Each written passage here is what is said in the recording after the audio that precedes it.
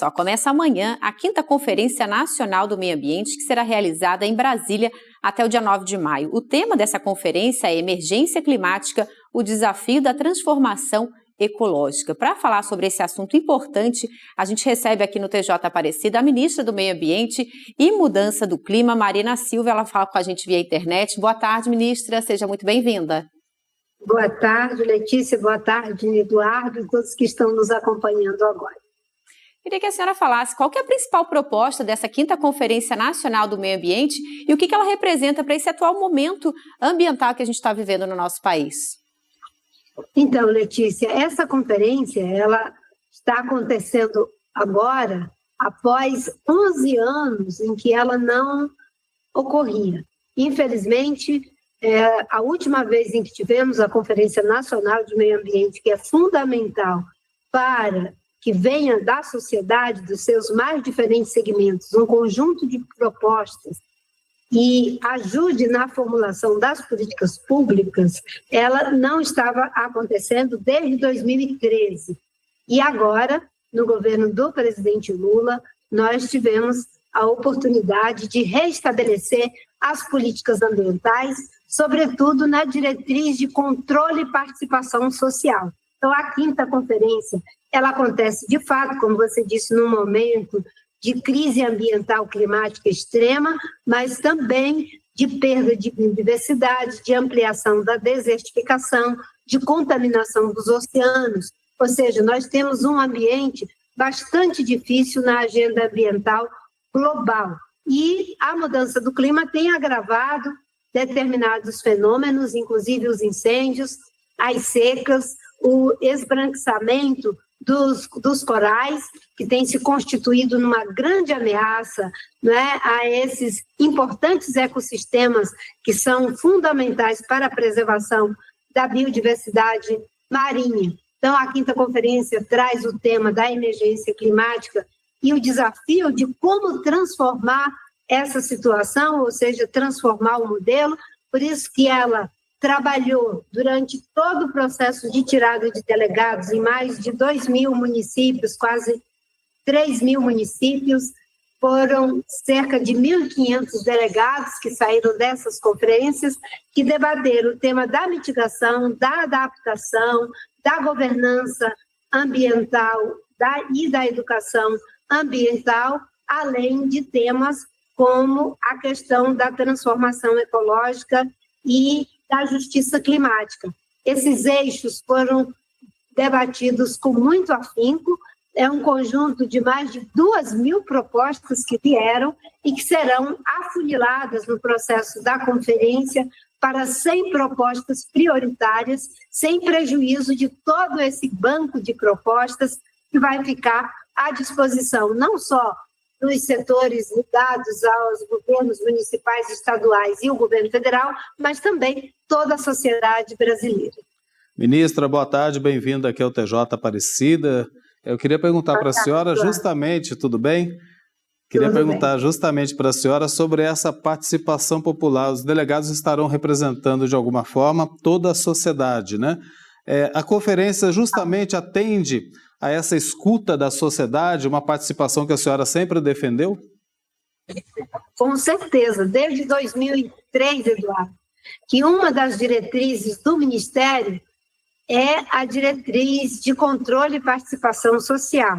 Nos governos em que eu fui ministra, nós trabalhamos com 4 diretrizes: fortalecimento do Sistema Nacional de Meio Ambiente, controle e participação social, que tem a ver com toda a contribuição que a sociedade dá para as políticas ambientais de forma democrática, transparente, participativa, a diretriz de apoio ao desenvolvimento sustentável e a diretriz de que a política ambiental não deve ser uma política meramente setorial, mas uma política transversal, que perpasse todos os setores de governo. Isso é válido não só para o federal, mas deveria ser válido também para o município e para os estados. Nesse caso, é um grande envolvimento, são quase 3.000 municípios, com milhares e milhares de pessoas participando desses processos, e aqui na Conferência em Brasília, amanhã, nós teremos cerca de 3.000 participantes. São delegados que têm direito à voz e a voto, 1.500, mas você tem as diferentes modalidades de participação, como convidados, como observadores, os representantes dos estados do município. É uma conferência que, de fato, buscou contemplar democraticamente a diversidade. Nós temos uma grande participação das mulheres, mais de 50% de delegadas mulheres, mais de 46% de delegados que são pessoas pretas, e 1/3 da conferência está distribuído entre populações indígenas e comunidades tradicionais.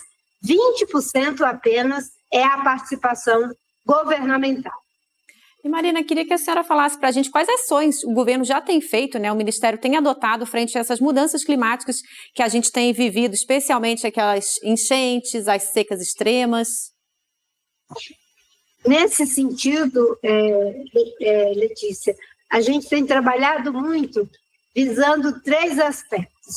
O primeiro deles é o da conscientização, de que nós já estamos vivendo sobre os efeitos das mudanças climáticas, com eventos climáticos extremos. Já temos um diagnóstico que mais de 1.000 municípios, acho que são 1.942 municípios, são suscetíveis a eventos climáticos extremos. Então, tem uma agenda que é de tomada de consciência, até para que as pessoas possam agir e, sobretudo, se proteger. A outra frente é a frente da prevenção. Como a gente consegue se antecipar para esses eventos climáticos extremos, seja em relação à seca, seja em relação à enchente e os incêndios. O problema é que, como a mudança do clima passou por um processo de aceleração, inclusive atingindo o ano passado um aumento de temperatura de 1,5 graus Celsius de temperatura média da Terra, quando comparado em relação ao período pré-industrial. Então, a gente teve um agravamento de todos esses fenômenos, como no Rio Grande do Sul, como os incêndios no Pantanal, as secas na Amazônia, ou até mesmo as cheias em várias regiões do nosso país. Então, tem uma ação que é do Ministério do Meio Ambiente, que trabalha muito mais no enfrentamento das causas, reduzindo o desmatamento, trabalhando muito fortemente para que a gente mantenha as matas ciliares preservadas, recuperar as que foram devastadas, que não haja nenhum tipo de interferência nos topos de morro, porque esses topos de morro, quando você tem edificações, seja em cima deles ou muito próximo, os deslizamentos são grandes impulsionadores de grandes tragédias, como a gente já viu várias vezes na história do nosso país e em várias regiões do mundo. Então, o Ministério trabalha todas essas agendas combinadas, mas a mudança do clima tem se mostrado um fenômeno altamente difícil da gente controlar todas as variáveis. E ainda mais quando se soma, no caso dos incêndios, aos incêndios criminosos, você tem uma potencialização de alta temperatura, baixa umidade, longos períodos de estiagem e ventos muito fortes, na ordem de até 70, 80 quilômetros por hora, o que torna o combate ao fogo processos muito difíceis. Nós temos uma sala de situação permanente lidando com essas emergências. Nós ampliamos a capacidade de fiscalização do IBAMA em mais de 96%, ampliamos a capacidade do ICMBio em mais de 200%, ampliamos a quantidade de aeronaves para o combate a essas atividades criminosas.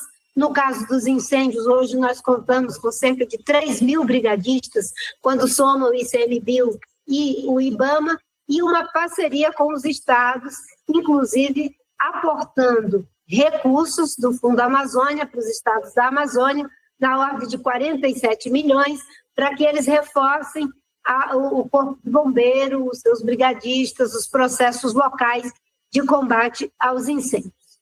Ministra, falar de um assunto muito sério, né? Porque, sem dúvida nenhuma, a crise climática representa um desafio hoje para o mundo todo, especial também para o Brasil. E o Brasil tem a oportunidade, neste ano, ministra, de exercer, de fato, o seu papel de liderança ambiental no mundo todo. Porque vai sediar, em novembro, a COP30, a Conferência do Clima da ONU. No coração da floresta amazônica, algo muito simbólico também no combate a essas mudanças climáticas.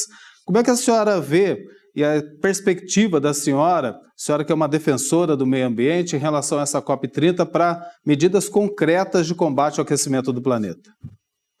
Bem, primeiro, a COP é um processo multilateral complexo que envolve 186 países que, por consenso, têm que aprovar um conjunto de questões que estão em debate ao longo dos últimos 33 anos.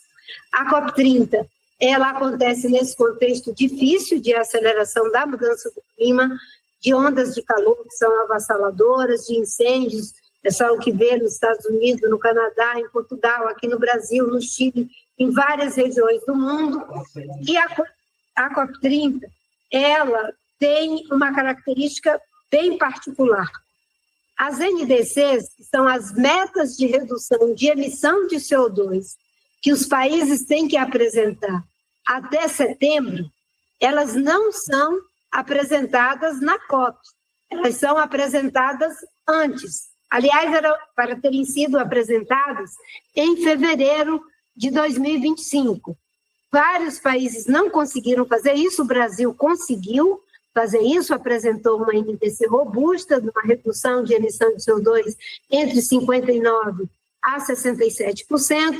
O Reino Unido, que é um país desenvolvido, apresentou uma NDC de redução de 81%, mas apenas 9% dos países apresentaram suas metas de redução até agora.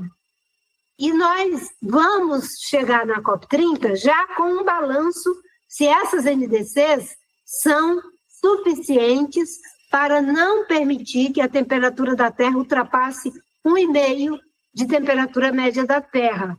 E a expectativa é que os países sejam ambiciosos, que alinhem suas metas de redução de emissão de CO2 com não ultrapassar 1,5. O Brasil, tenho certeza que fez esse alinhamento, mas infelizmente já percebemos que alguns não estão fazendo. Uma outra coisa é que boa parte do que tinha que ser decidido já foi. Já foi decidido na COP28 em Dubai, que vamos ter que triplicar renovável, duplicar a eficiência energética e fazer a transição para o fim do uso de combustível fóssil.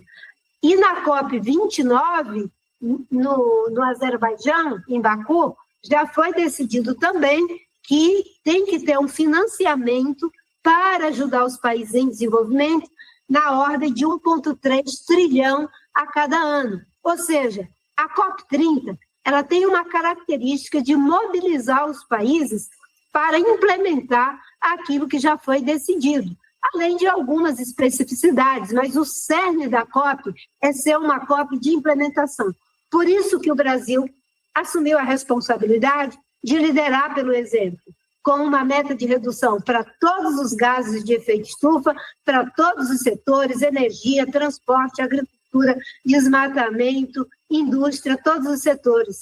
E também a meta de desmatamento zero até 2030, bem como, na própria conferência, nós já estamos debatendo como fazer a transformação ecológica do país, mudando o modelo de desenvolvimento, inclusive numa questão que nós temos uma vantagem, que é poder ter uma matriz energética 100% limpa, renovável, segura e com geração distribuída.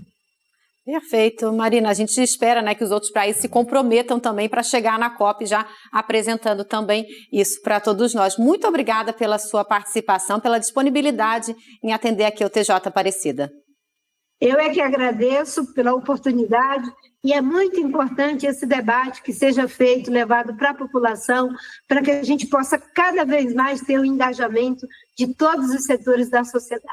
Obrigado, ministra. A TV Aparecida está sempre à disposição quando fala-se em meio ambiente, até que o Papa Francisco seja uma inspiração para essa COP30 e os debates que vão acontecer. Uma ótima semana para a senhora, viu? Ele está fazendo muita falta já. Obrigada.